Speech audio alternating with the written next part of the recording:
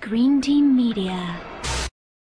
This is why Joe Rowling and Steve Kloves are so clever, is that just because the battle starts, it doesn't mean the rest of the film stops. Because all the other characters and all the other relationships and all the other stories carry on in the battle.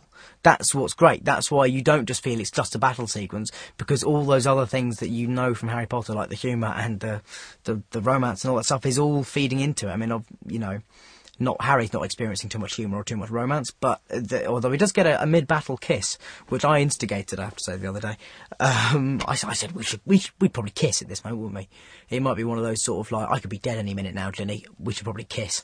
So there's one of those moments, but it's like all those stories carry on within the battle. I mean, it's going to be huge. Yeah, they all know that the reason they're here and the reason they're on this journey is much bigger than any one of them, or even all three of them, or even all of their friends and their families. It is bigger than all of that.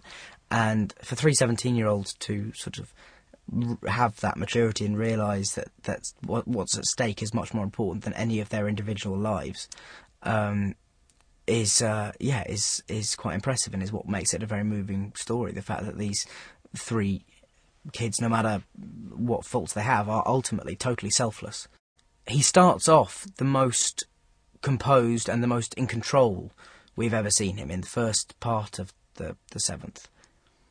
And then by the end of the second part, he's almost totally lost his mind. So it's a really interesting journey for his character, because he's going from somebody who is kind of very stable and kind of in control and evil and malevolent, but nonetheless steady.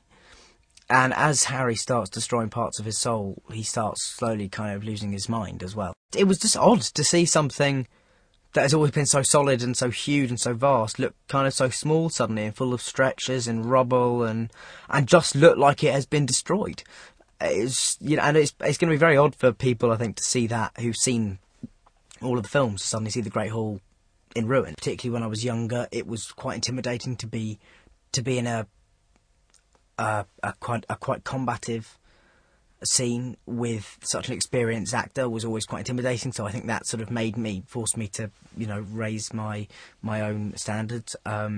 So yeah, I've always enjoyed working with Alan. He's great, and he's a fantastic actor. I mean, he's the way he thinks about scenes, the way he breaks them down, the way he thinks about particular moments it's quite inspirational. Particularly, he's one of those actors which is rehearsing with him is fantastic, because when you get an insight into his thought process, it's great.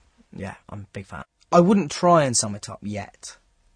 I think it'd be very premature of me to try and give a synopsis of what the last 10 years have meant while I'm still in them.